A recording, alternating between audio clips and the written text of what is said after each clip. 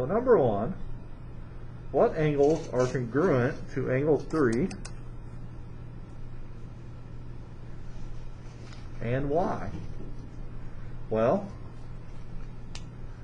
first, I know that angle 3 and angle 2 are congruent.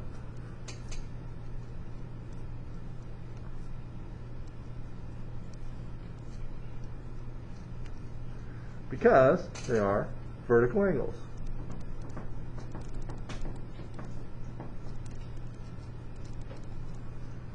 And by definition, the vertical angles theorem says if two angles are vertical angles, then they have equal measures. Okay? Now 1 and 4 of course aren't. And then I could say that 3 and 6 are congruent. So now I can say angle 3 is congruent to angle 6. Why? Again, they ask why. Because they are alternate interior angles.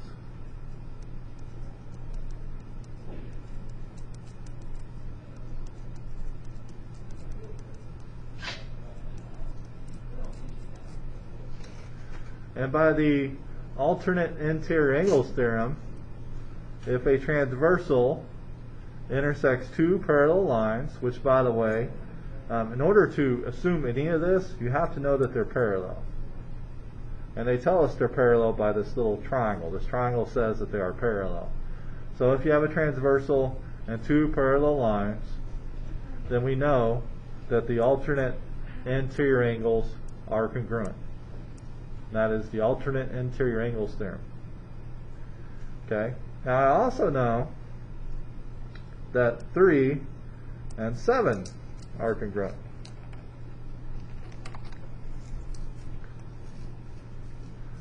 How do I know angle 3 and angle 7 are congruent? Well, if you have two parallel lines cut by a transversal, the corresponding angles theorem says corresponding angles are congruent. So I know that angle 3 is congruent to angle 7 by the corresponding angles postulate.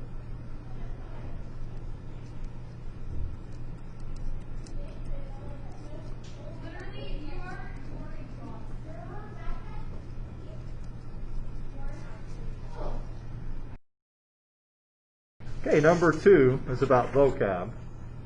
So first, which angles are corresponding? So corresponding would be 1 and 2, 4 and 7, 5 and 8, 3 and 6. Those are corresponding. So I guess I'll write it up here.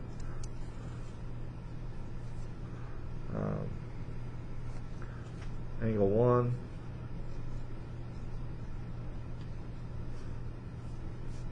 Well, we don't need to say they're congruent. We'd say angle 1 and angle 2 are corresponding. 4 and 7 are corresponding and also congruent. They didn't ask us about congruency. 5 and 8. And then finally 3 and 6.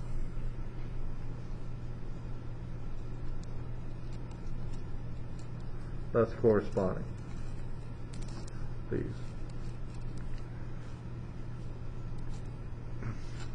We'll make it even better. So these are corresponding.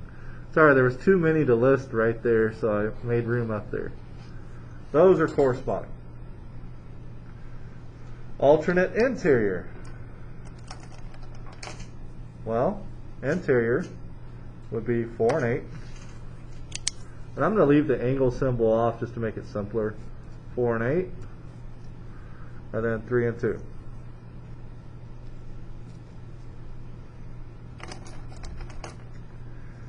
Alternate exterior would be 5 and 7, 1 and 6.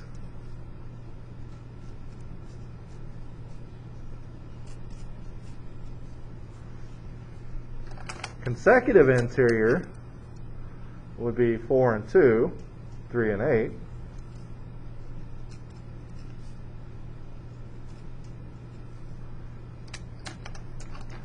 Consecutive exterior would be 1 and 7, 5 and 6.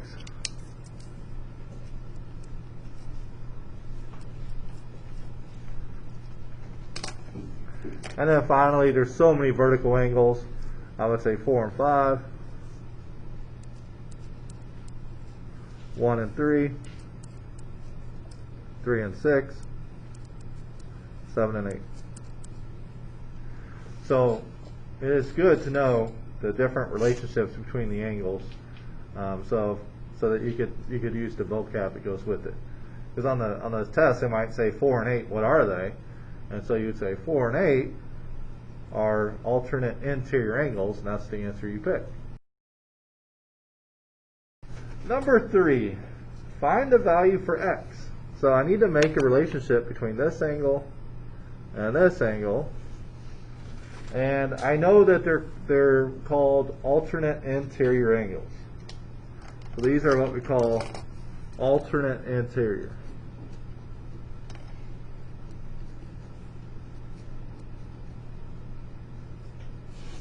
And by the alternate interior angles theorem, if you have a transversal that intersects two parallel lines, and I know they're parallel because of this triangle, then we know that alternate interior angles are congruent. So I know that this equals this. And in math, all you need is something with an equal sign, and you can solve it if there's only one variable. And so I know that 5x plus 25 equals 135. So I set up my equation. Now I could solve for x, which is what they want me to do. What is the value of x? So value means a number. So from there, going back to Algebra 1, I would subtract 25 from both sides.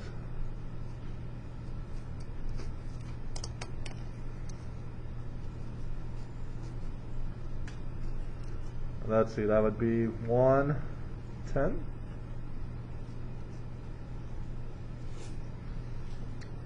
And then I would take 110 divided by 5, and I get 22. I'll show all the work. And I get x is 22.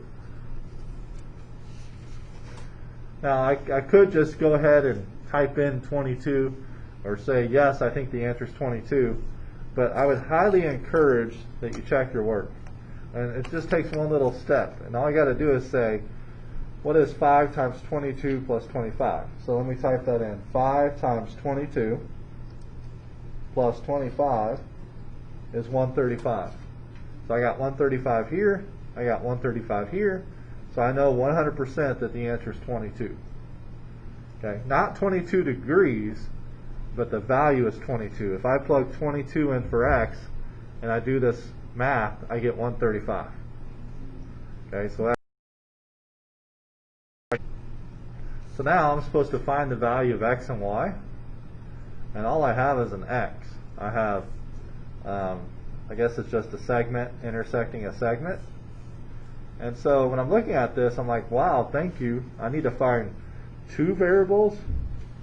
So you might start off and go, well, I know that 12x plus 3y plus 3 is 180, which that's true, but you can't solve it because you have two variables. And you might be thinking, well, these two add up to 180. 10x plus 20 plus 3y plus 3 is 180. And again, you could do that, but you're going to have two variables. It's going to be hard to solve. And you could put this equation with this equation and use something called systems of equations and get the answer, but that is not the easiest way. So you want to make an equation that just has x's or just has y's. And so I have a y here, no other y's. So I'm not going to use y.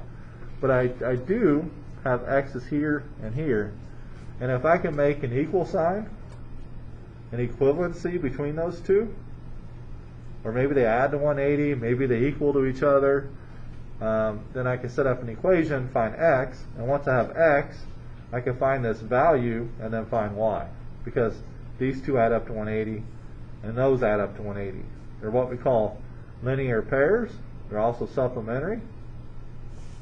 So my equation that I'm going to do is I'm going to say that those two are equal. Why? Because they're vertical angles. And if two angles are vertical angles, then they have equal measures. That's the vertical angles theorem. So I'm going to start off by saying 12x equals 10x plus 20. And I could solve that from there, going down to algebra 1. I would take away 10x from both sides. See, 12 minus 10 is 2. 2x is 20. And then divide by 2.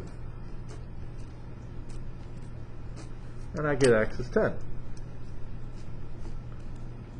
That's one of the things I wanted. What is the value of x? So I know that this angle up here is 12 times 10. This is 120. This better be 120 or I messed up. 10 times 10 is 100 plus 20 is 120. So now I could do 120 plus 3y plus 3 is 180. I could do 120 plus 3y plus 3 is 180. Or, if I know this is 120, then this has to be 60.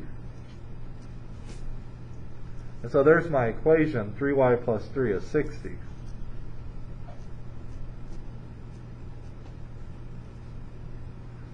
I should not say 30, sorry. 3y plus 3 is 60.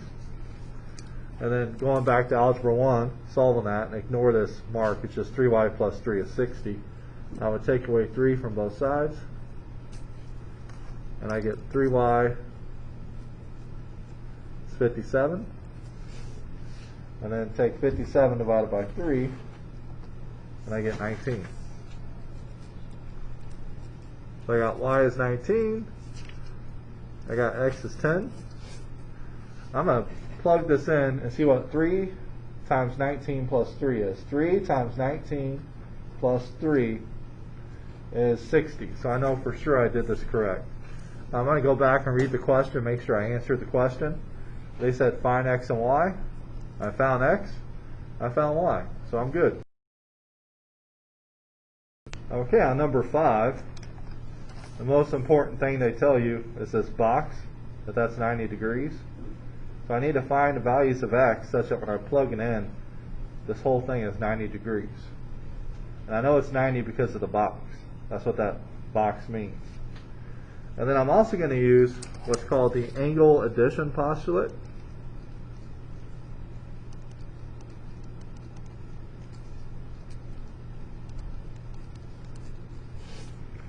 And basically all that says is if you take something and you know what that is, and you break it up into two parts, then those two parts equal the whole thing.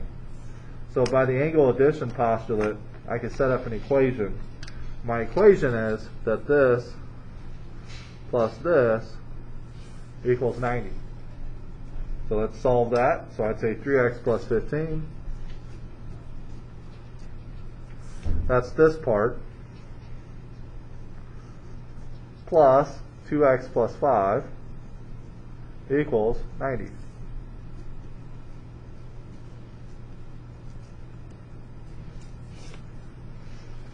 So that's my equation. On the same side, this is algebra 1 now. 3x plus 2x makes 5x. 15 plus 5 is 20.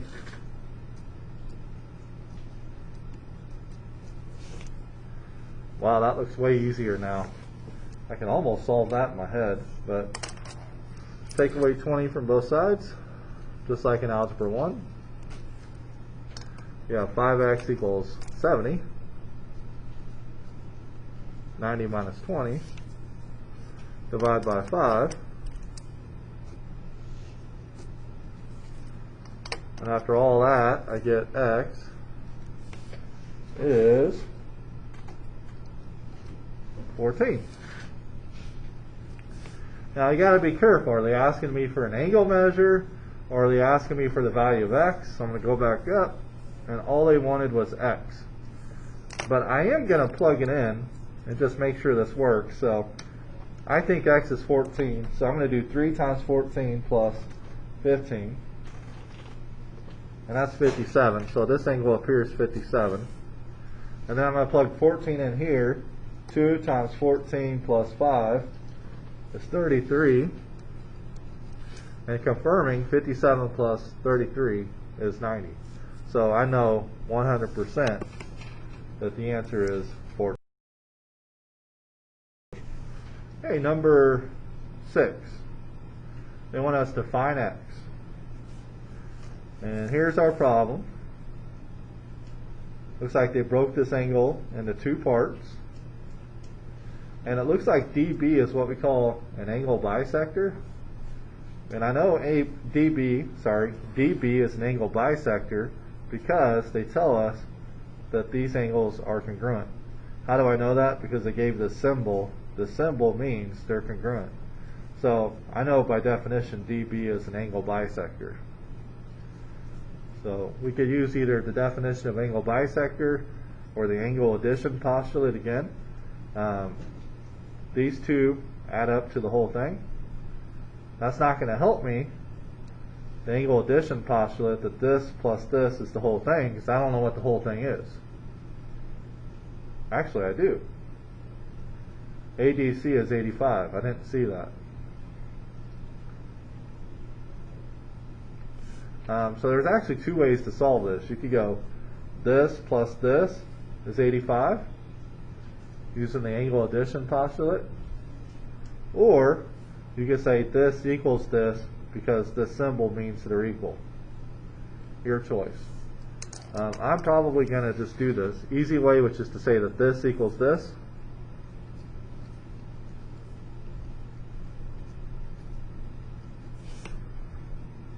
And I know that because the symbol means they're equal. That's how I'm able to set them equal to each other. And then from there, I can minus 2x from both sides. I can also add 2 to both sides. Negative 3 plus 2 is negative 1. And that'd be x. So x is negative 1. Let's check. 2 times negative 1 minus 3 is negative 5.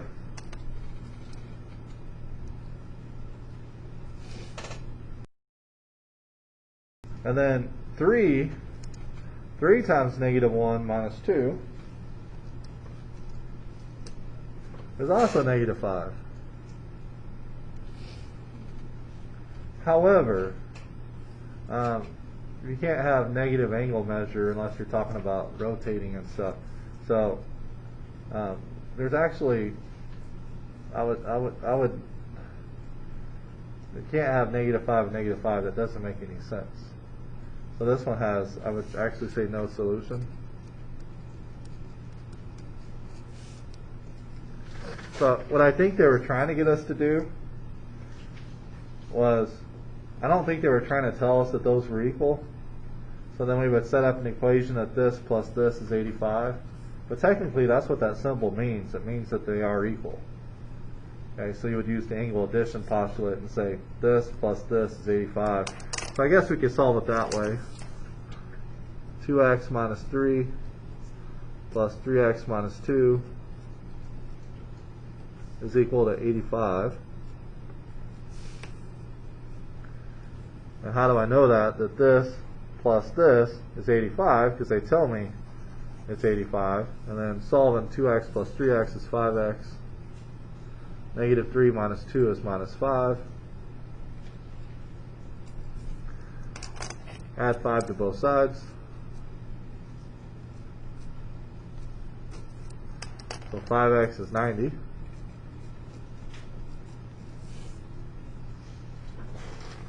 Divided by 5 is 18. And so now when I'm looking at the angle measures, I'd have 2 times 18 minus 3, which is 33. And then 3 times 18 minus 2, which is 52. And look, 33 plus 52 is 85. So in this problem, they really weren't trying to tell us that those were congruent. That was a mistake, whoever made this. These are not congruent. If they are congruent, there's no solution. There's no way to get, there's just no way. Okay? So ignore the congruent symbol on this. This was a mistake. Okay, so get rid of the congruent.